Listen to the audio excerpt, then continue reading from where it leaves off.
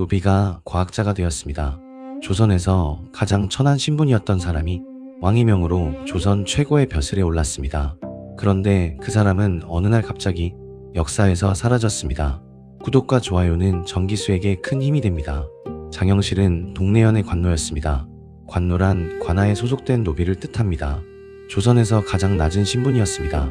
양반의 말을 듣고 양반의 일을 하고 양반이 시키는 대로 사는 것이 노비의 삶이었습니다. 스스로 무언가를 할 수 있는 권리는 아무것도 없었습니다. 세종실록에 따르면 어머니는 동래연의 관기 곧 관아에 소속된 기생이었습니다. 조선의 법에 따르면 어머니가 노비이면 그 자식도 노비가 됩니다.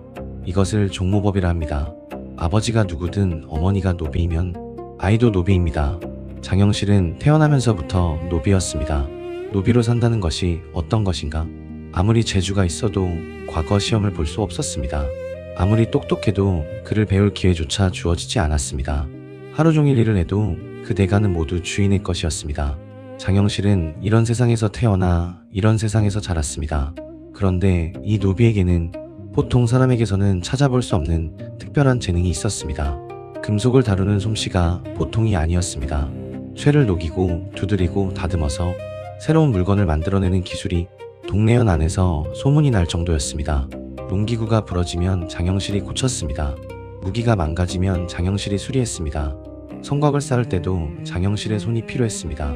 심지어 물이 부족한 해에는 수로를 파고 물을 끌어오는 방법까지 스스로 궁리해내는 사람이었습니다.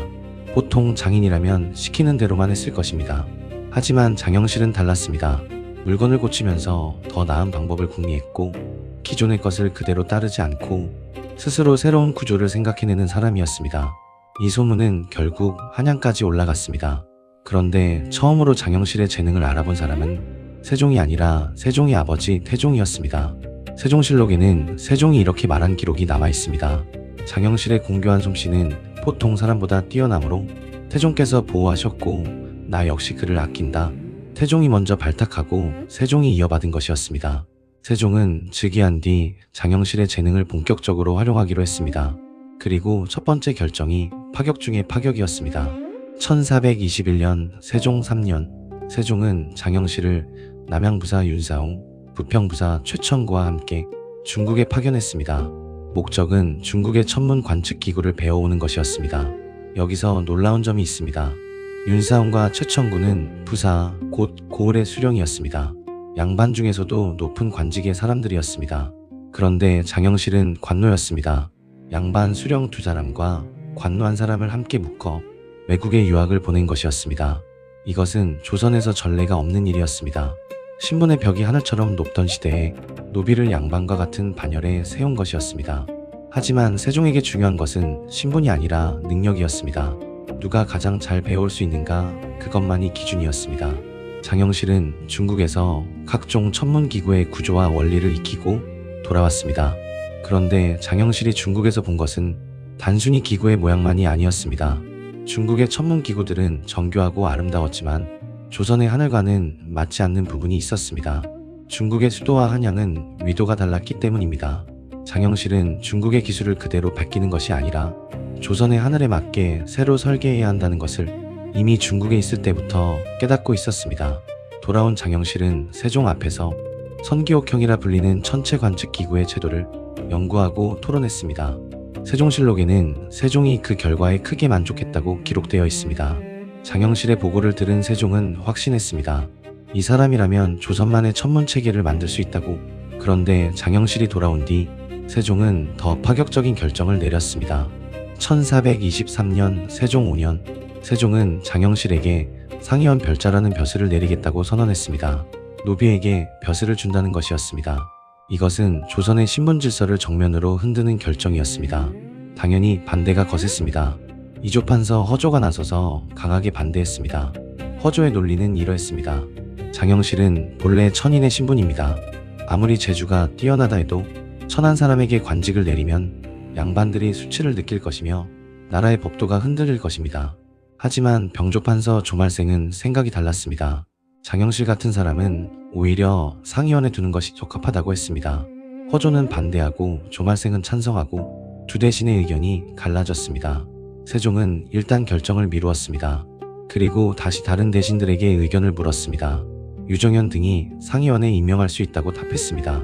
그제야 세종은 장영실을 상의원 별자에 임명했습니다. 이것은 세종이 무작정 밀어붙인 것이 아니었다는 뜻입니다. 반대 의견을 듣고 잠시 물러섰다가 다시 다른 대신들의 동의를 구한 뒤에 실행한 것이었습니다. 세종은 장영실을 쓰고 싶다는 마음이 확고했지만 절차를 밟고 합의를 이끌어내는 방식을 택한 것이었습니다. 그것이 세종의 방식이었습니다. 이렇게 해서 동래현의 관노 장영실은 노비의 신분을 벗고 면천되어 조선의 관리가 되었습니다. 그리고 장영실은 세종의 기대에 부응하기 시작했습니다.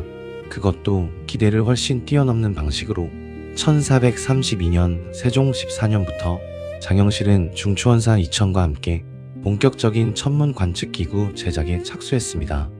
세종이 왜 천문에 그토록 집착했는가 하면 조선은 농업의 나라였기 때문입니다. 절기를 정확히 알아야 씨를 뿌리고 추수할 수 있었습니다. 하늘의 움직임을 정확히 관측하는 것은 백성의 밥그릇과 직결되는 문제였습니다. 그뿐이 아니었습니다.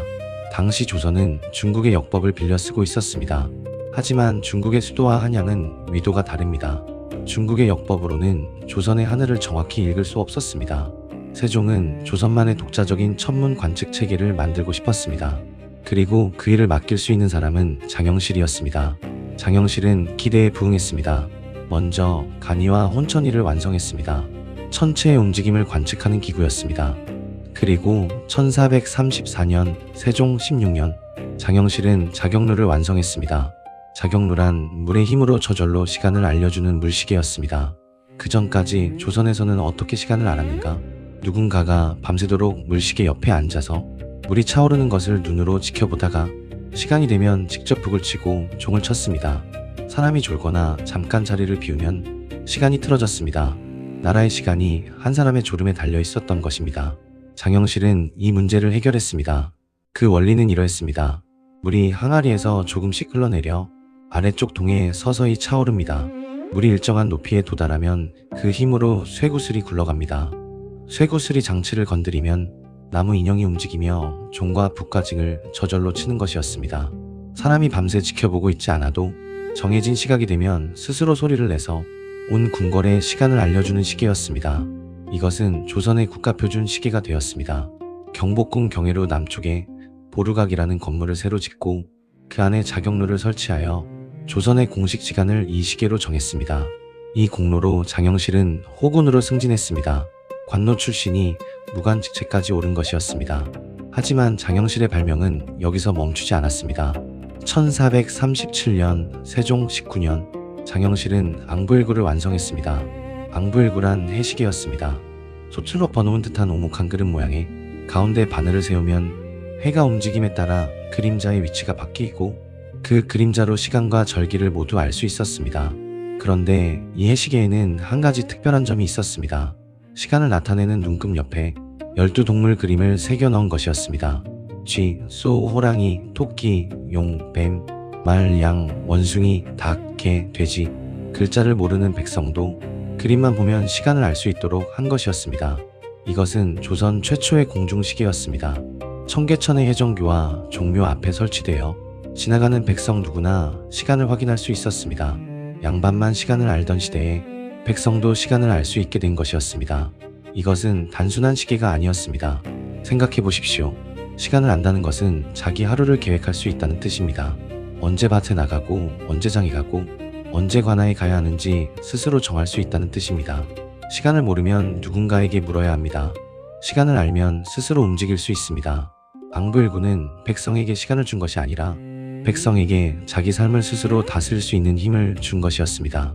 훈민정음이 백성에게 글자를 준 것이라면 앙부일구는 백성에게 시간을 준 것이었습니다.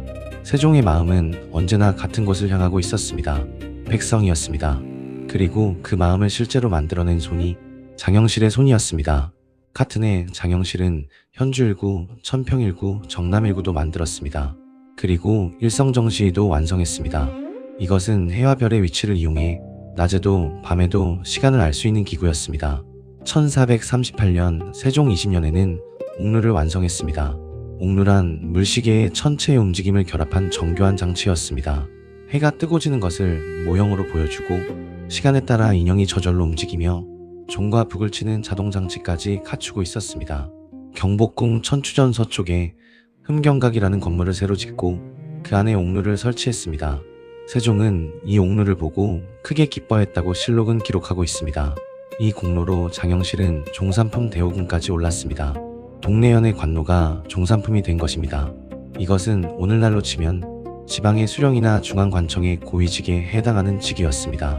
조선 역사상 노비 출신으로 이 정도의 관직에 오른 사람은 장영실 외에는 거의 찾아볼 수 없습니다. 1441년 세종 23년에는 치국이가 제작되었습니다. 그동안 조선에서는 비가 온 뒤 땅을 파서 빗물이 스며든 깊이를 재는 방법을 썼습니다. 하지만 흙의 종류에 따라 스며드는 정도가 달라 정확한 측정이 불가능했습니다. 세자문종이 이 문제를 고민하다가 구리로 만든 원통형 그릇에 빗물을 직접 받아 그 깊이를 재는 방법을 고안했습니다. 장영실은 이 아이디어를 바탕으로 실제 치국이를 설계하고 제작했습니다.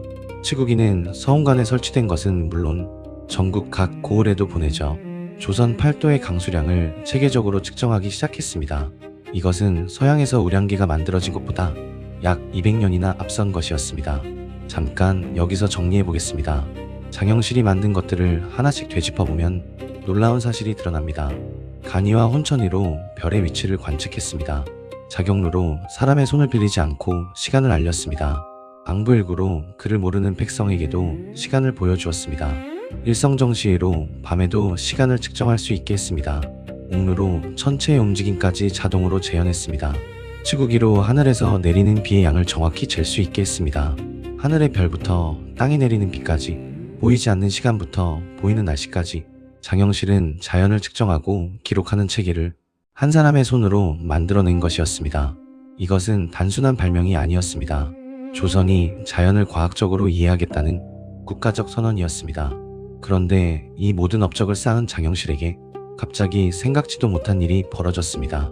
1442년 세종 24년 3월 16일 세종이 온천으로 행차를 나서는 길이었습니다. 세종은 당뇨와 안질, 종기 등 여러 질병에 시달리고 있었고 온천에서 몸을 치료하기 위해 이천 행궁으로 향하고 있었습니다. 행렬은 길었습니다. 왕이 안여를 중심으로 호위 군사들이 앞뒤를 지키고 신하들이 줄지어 따랐습니다. 이 안여는 보통 가마와는 달랐습니다. 장영실이 설계한 것으로 가마꾼이 어깨에 메고 가는 것이 아니라 바퀴가 달려 안에서 조종할 수 있도록 만든 새로운 형태의 가마였습니다. 가마꾼들의 고통을 줄이기 위한 장영실의 새로운 시도였습니다. 그런데 행차 도중 이 안여가 갑자기 부러졌습니다. 쾅 하는 소리와 함께 안여의 축이 꺾이고 왕이 탄 가마가 한쪽으로 기울었습니다. 순간 행렬 전체가 멈추었습니다. 호위 군사들이 달려들었고 신하들은 바닥에 엎드려 죽여주시옵소서를 외쳤습니다. 다행히 세종은 크게 다치지 않았습니다. 하지만 이 사고의 파장은 엄청났습니다. 안여란 임금이 타는 가마였습니다. 그런데 이 안여를 감독하여 제작한 사람이 바로 장영실이었습니다. 임금이 타는 가마가 부러졌다는 것은 단순한 사고가 아니었습니다. 만약 가마가 부러지면서 세종이 다쳤다면 이것은 곧 역모에 준하는 죄가 될 수도 있었습니다. 사원부에서는 이것을 대불경, 곧 임금에 대한 크나큰 불경으로 보았습니다. 불경보다 더 큰 죄는 없다며 엄한 처벌을 요구했습니다. 장영실은 의금부에 끌려가 국문을 받았습니다. 세종실록에는 의금부가 세종에게 올린 보고가 남아 있습니다. 대호군 장영실이 안여를 감독하여 제조함에 삼가 경고하게 만들지 아니하여 부러지고 부서지게 하였으니 형률에 의거하면 곤장팩대를 쳐야 될 것입니다. 곤장팩대, 이것은 사람에 따라 목숨을 잃을 수도 있는 형벌이었습니다. 세종은 장영실의 그간 공로를 생각하여 이등을 감형하라고 지시했습니다. 결국 장영실은 곤장 80대를 맞고 파직되었습니다. 곤장 80대를 맞는 장영실의 모습을 세종은 어떤 마음으로 지켜보았을까요? 20년 넘게 곁에 두고 아끼고 보호해온 사람이었습니다. 신분의 벽을 허물어 관직까지 준 사람이었습니다. 조선의 하늘과 시간을 함께 만들어 온 사람이었습니다. 그런데 세종은 장영실을 끝까지 구하지 못했습니다. 아니, 구하지 않았는지도 모릅니다. 그리고 그 뒤로 장영실은 조선왕조실록 어디에서도 다시 등장하지 않습니다. 언제 죽었는지도 어디서 죽었는지도 가족이 어떻게 되었는지도 기록이 없습니다. 다만 성종 때 편찬된 동국여지승남에는 장영실은 아산의 명신이다 라는 기록 한 줄이 남아 있습니다. 이 한 줄을 근거로 장영실이 아산에서 여생을 마쳤을 것이라는 추측이 있을 뿐입니다. 한편 실록의 졸기 곧 사망 기사는 코관 대작 정도는 되어야 기록해주는 것이 관례였습니다. 기술직 관료였던 장영실에게 졸기가 없는 것은 어쩌면 당연한 일이었을 수도 있습니다. 그럼에도 조선 최고의 과학자가 가마 하나가 부러지는 사고 이후 역사에서 사라졌다는 것은 많은 사람들의 궁금증을 자아내고 있습니다. 세종이 그토록 아끼던 장영실을 왜 구하지 않았을까요? 이 등을 감형해준 것을 보면 세종이 장영실을 버리려 한 것은 아닌 듯합니다. 하지만 완전히 구해주지도 않았습니다. 일부 학자들은 이것이 단순한 사고가 아니었을 것이라고 추측합니다. 당시 명나라에서는 조선이 독자적으로 천문 관측 기구를 만드는 것을 좋지 않게 보고 있었습니다. 천문 관측은 황제만이 할 수 있는 일이라는 것이 중국의 전통적인 관념이었기 때문입니다. 명에서 천문 기구의 제작자를 압송하라는 압력이 있었고 세종이 장영실을 파직시켜 기록에서 지워버림으로써 오히려 장영실의 목숨을 지키려 했다는 해석도 있습니다. 하지만 이것은 추측일 뿐입니다. 실록에는 안여가 부러졌다는 사실과 곤장 80대를 맞고 파직되었다는 사실만 기록되어 있을 뿐입니다. 확실한 것은 아무도 모른다는 것뿐입니다. 조선왕조실록은 472년의 역사를 4964만 자에 걸쳐 기록한 책입니다. 왕의 식사부터 신하들의 대화까지 세세하게 기록한 책입니다. 그런 실록에서 장영실의 이름이 완전히 사라졌습니다. 마치 처음부터 없었던 사람처럼. 이것이 단순한 파직 때문일까요? 아니면 누군가의 의도였을까요? 500년이 넘도록 이 질문에 대한 답은 나오지 않고 있습니다. 그러나 분명한 것이 하나 있습니다. 장영실이 남긴 것입니다. 자경루, 앙부일구, 간해, 혼천해, 일성정시에, 옥루, 츠국이, 수표, 이 발명품들은 조선이 15세기 세계에서 가장 앞선 과학기술을 가진 나라 중 하나였다는 것을 증명합니다. 그리고 이 모든 것을 만든 사람은 양반이 아니라 동래현의 관노 출신이었습니다. 세종이 신분이 아닌 능력을 보았기에 가능한 일이었습니다. 장영실은 세종이 없었다면 평생 동래현에서 노비로 살다가 이름 없이 죽었을 것입니다.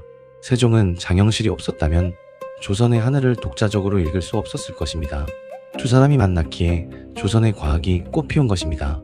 그리고 두 사람이 헤어진 뒤 장영실의 이름은 역사에서 사라졌지만 그가 만든 것들은 500년이 넘도록 남아 있습니다. 자경루는 대한민국 국보 제229호로 지정되어 오늘날까지 보존되고 있습니다. 만원짜리 지폐의 뒷면에는 혼천이와 천상열차 분야지도가 그려져 있습니다. 세종시대의 꽃피운 과학의 흔적이 우리가 매일 쓰는 돈에까지 남아있는 것입니다. 장영실은 어디에서 왔는가를 묻지 않고 무엇을 할 수 있는가를 본 세종의 눈이 만들어낸 사람이었습니다. 그리고 그 사람은 가마 하나가 부러지는 바람에 역사에서 사라졌습니다. 누군가는 이것을 조선 최대의 비극이라 부릅니다. 조선이 스스로 가장 뛰어난 과학자를 잃어버린 날이라고. 세종에게는 아직 이야기가 더 남아 있습니다. 나라의 국경선을 새로 그은 장군, 학문의 전당 지편전을 꽃피운 황금기, 그리고 빛과 그림자가 교차하는 말년까지 세종의 이야기는 다음 밤에도 계속됩니다. 다음 밤에는 세종이 나라의 국경선을 새로 그은 이야기, 김종서와 사군 육진을 들려드리겠습니다. 오늘 밤 정기수야와는 여기까지입니다. 구독과 좋아요는 정기수에게 큰 힘이 됩니다. 알림을 켜두는 것도 잊지 마십시오. 안녕히 주무십시오.